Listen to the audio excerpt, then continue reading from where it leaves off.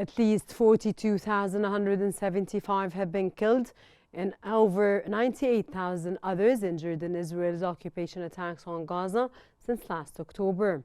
Israeli occupation forces committed 5 massacres against families in the Gaza Strip over the last 24 hours, resulting in the killing of at least 49 Palestinians and the injury of 219 others, according to medical reports.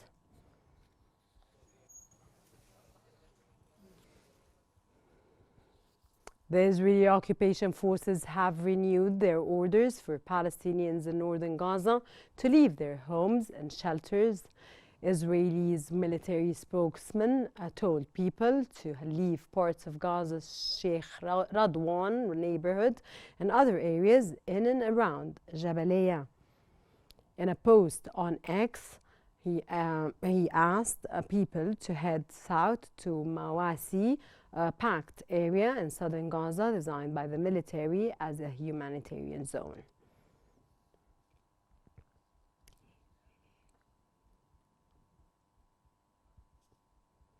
The Palestinian Civilian Defense has reported that residents of Jabalia camp have been deprived of water and food for 7 consecutive days amid the ongoing Israeli aggression in northern Gaza, which includes the demolition of residential blocks. The civil defense confirmed that over 200,000 Palestinians in Jabalia face imminent death from Israeli bombardment or starvation and dehydration due to the ongoing land blockade. It also reported that the occupation forces have denied medical teams and rescue personnel access to vital fuels and supplies, worsening the dire conditions for trapped civilians.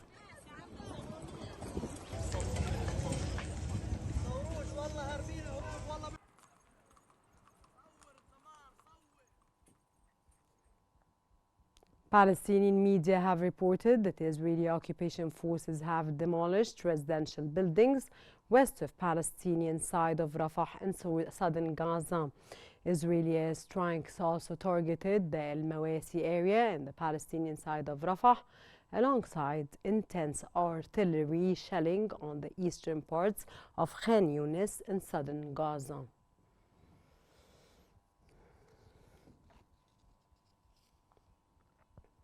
The Egyptian Minister of Foreign Affairs and Migration, Badr Abdel-Ati, has emphasized the necessity of Palestinian unity and strengthening the role of the Palestinian National Authority to meet the aspirations of the Palestinian people.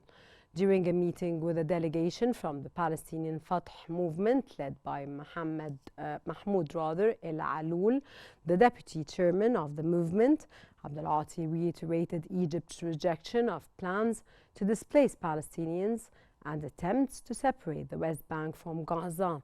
He highlighted Egypt's efforts in international communication to ensure the delivery of humanitarian and relief aid to Gaza amid the obstacles imposed by the occupation.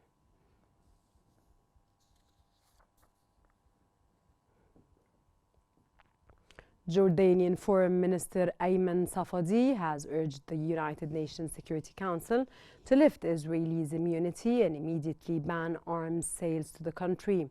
Safadi emphasized the need to compel Israel to comply with international law and to end all its illegal wars to prevent dragging the region into an all-out regional conflict.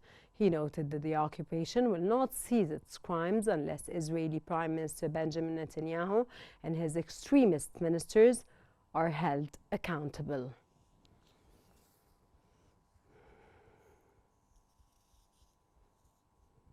According to the United Nations Children's Fund, UNICEF, a new round of polio vaccinations in the Gaza Strip is set to begin on October the 14th. The second round of polio vaccination will start on October 14th, aiming to vaccinate around 590,000 children under 10. This follows what the World Health Organization reported was a great success in the first round of the vaccination effort in Gaza, which concluded in mid-September and vaccinated around 560,000 children under 10 years old.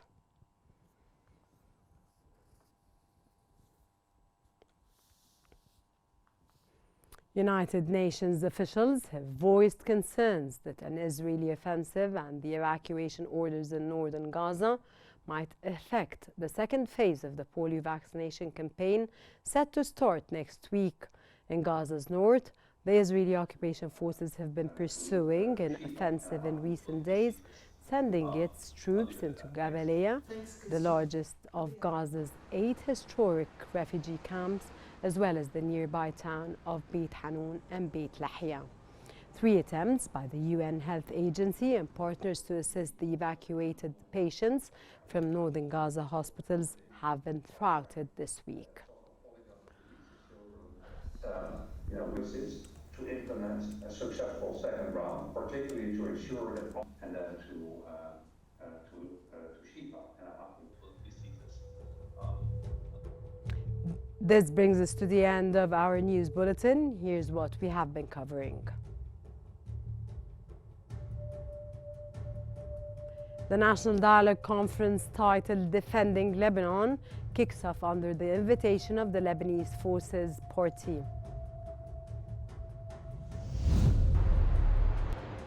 Lebanese Defense Minister declares that Lebanon does not seek war, but will not accept continued Israeli assaults.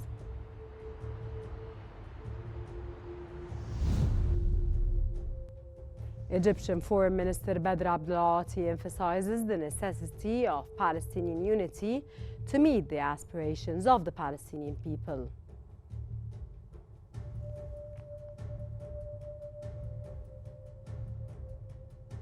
This concludes our news bulletin for the hour. Don't forget to follow QNews on YouTube, Facebook, X, Instagram and TikTok at QNewsEG to stay informed. For real-time updates, connect with us on the UMS digital platform. Watch it. Thanks for watching and stay tuned for more coming up here on QNews.